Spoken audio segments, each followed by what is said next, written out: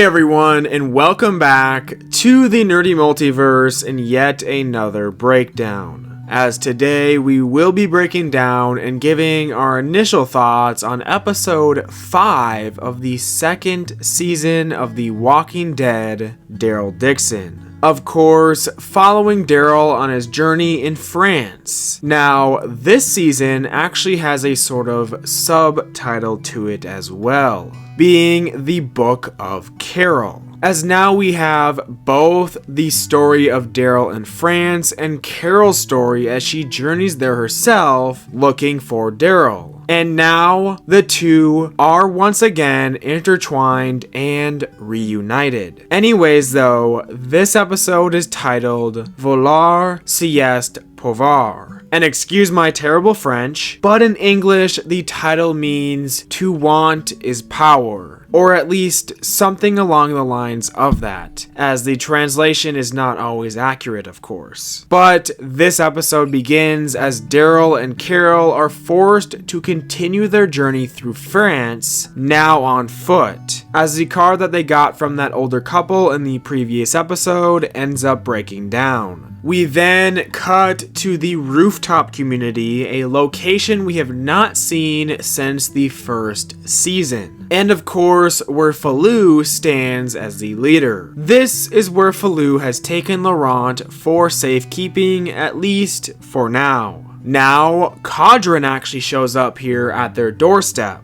And of course, they do hold him at gunpoint here, as the last time that he was here at this location, he did attack the community. But of course, that was when he was under the rule of Madame Janae and when he was chasing Daryl. And Laurent speaks up for him here for that exact reason. We end up cutting back to Daryl and Carol, who are now actually heading towards the plane and Ash, as last time they were actually venturing around looking for Laurent. Carol tries to get in front of Daryl here because she knows that when they do see Ash, she is going to have to explain everything to him and tell him the truth. But when they get to the little hangar that Ash has built up and reinforced, even with traps, they find out that Ash is not even there. And the place was nearly taken over by another group of people that were looking for the plane specifically. So now they have to go back out and not only search for Laurent, but now search for Ash as well. We do see what happened to Ash for the most part, as he was chased by a horde of walkers and forced to hide inside of a car after hitting his head on the door and likely getting concussed. Daryl and Carol then arrive at the rooftop community themselves. As Daryl reunites with everybody else, Carol gets the chance to meet Laurent for the very first time. He knows exactly who she is because of all the stories Daryl has told him. Laurent even mentions people like Judith and Ezekiel here as well, which is really nice to hear. But of course, Laurent doesn't wait long to ask where Isabelle is. So now, Daryl has to inform him that Isabelle has unfortunately died. The two sit down for a while, obviously after the fact that Daryl told him about Isabelle, as Laurent looks over that photo of his mother standing by the Eiffel Tower. Of course, his mother was also Isabelle's sister.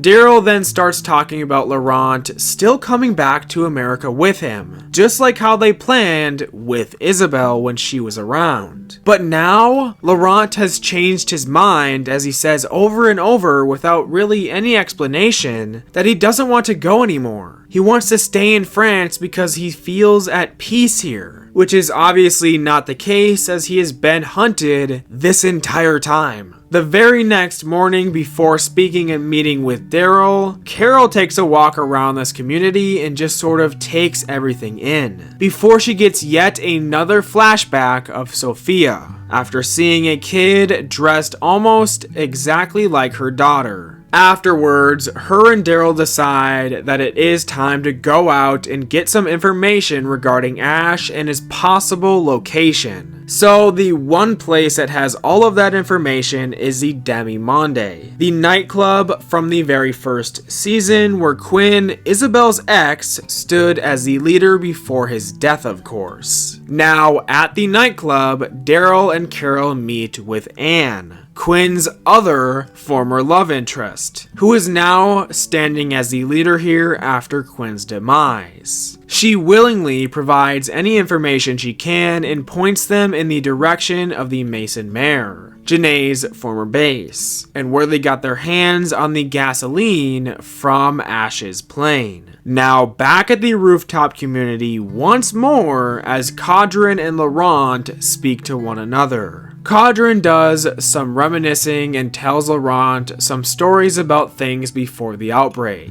The best that he can, at least. Laurent continues to assure Caudron that he has forgiven him, and he thinks that God has also forgiven him as well. They also talk about why Caudron wanted Daryl dead at the beginning of this all, which is of course because Daryl killed his brother. But he went after Daryl in a fit of rage because of this, but also because he was blinded by Madame Janae. But before they can continue their conversation though, Losang, Jacinta, and the joint groups of the Nest and Povar arrive at the community looking for Laurent, which is where Caudron takes it into his own hands to hide and protect the kid himself. Losang ends up finding Laurent's Rubik's Cube here, however, so now he knows for certain that the kid was here. So they begin searching the place. Falou then walks out and holds one of them at knife point to give Caudron and Laurent enough time to sneak out before they are discovered. The entire community then stands against Losang peacefully as Falou says that he is no longer Losang's brother, and repeats similar words to him that Isabelle also told him. Well, all Losang has to say, as usual, is that they have been blinded by the American. Now, honestly, I was afraid that Losang was just gonna snap here and have his men kill everybody at the community, as he was having that sort of eye twitch. Anyways though, Daryl and Carol then arrive at Madame Janae's former base, which is now seemingly abandoned and left to ruin, as everyone else that was there is dead, and the walkers have overrun it, which I find a bit strange because Janae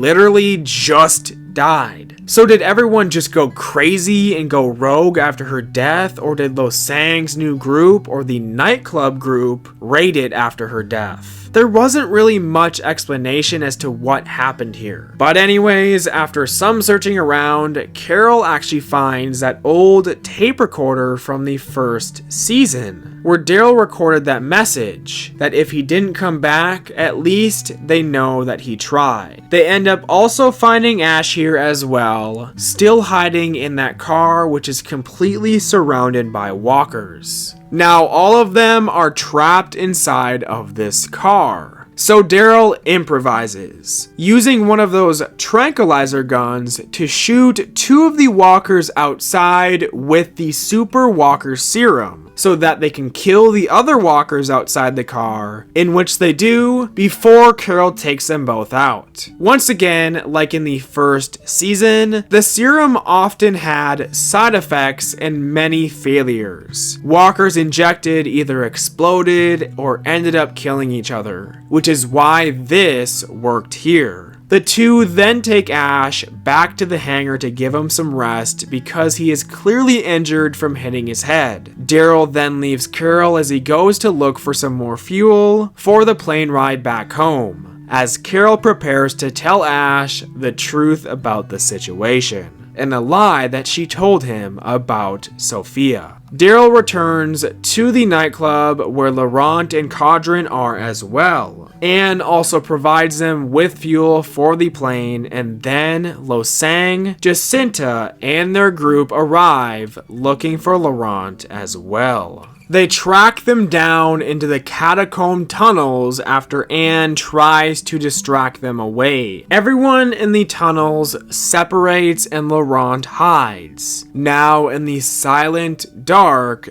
Daryl and Cadrin both use the element of surprise and their immense skills in combat to take these people down, one by one. Until Cadrin has to face Jacinta in a one-on-one, and Daryl has to face Losang in a one-on-one. Cadrin and Jacinta's fight does not last very long at all. Even though Cadrin only has one working eye, was previously tortured, and even gets stabbed by Jacinta here, he just shrugs it all off and slams her into a wall, leaving her unconscious, likely to take over this operation when she wakes back up. And that is because of Daryl and Losang's fight. It's pretty even at the beginning, but because of Losang's Aikido training, being the same style of combat that Morgan Jones uses as well, he does end up knocking Daryl down and forcing Daryl to crawl in desperation for another tool to use against Losang in a surprise attack, sort of. Daryl finds one of these skulls on the ground and smashes it on Losang's face when he least expects it, then going to grab another one as he finishes the job and kills Losang. Meanwhile, Carol is back at the hangar with Ash, and even after he told her that this whole journey has really helped him, she does end up having to tell him the truth regardless. Now, both the actors in this scene put on an absolutely incredible and emotional performance. As Carol tells Ash the truth about everything, he grows furious. And of course, rightfully so. But as soon as Daryl and Laurent arrive at the hangar, you can sort of see a change on Ash's face. The Sophia story may have not been real, but now he knows they are still planning on bringing a child back to America. So this may have changed Ash's mind, at least a little bit. But there's one problem. They can't take off with all four of them. And right as Ash says this, the episode, of course, ends off. And overall, I thought that this was another good episode for this second season. Again, I really liked all of the action in this one. They never really disappoint in that aspect. But also, once again, I think a lot of this season has felt a bit rushed. The whole arc of the nest and Janae just ending the way it did, to then making Losang the villain, only to kill him off on the very next episode. They did it all just so quickly, and I don't know how to feel about it. I think it would have felt a bit better if there were more than just 6 episodes. I never have liked the 6-episode format, and it's never really seemed to work that great. But still, it has just felt like they have wanted to get past this France arc as fast as they can, so that they can just move on to Spain for the 3rd season. I did still enjoy the episode though, but anyways, I think I would give this episode maybe a 7 out of 10, and I cannot wait for episode 6, unfortunately being the finale of this season,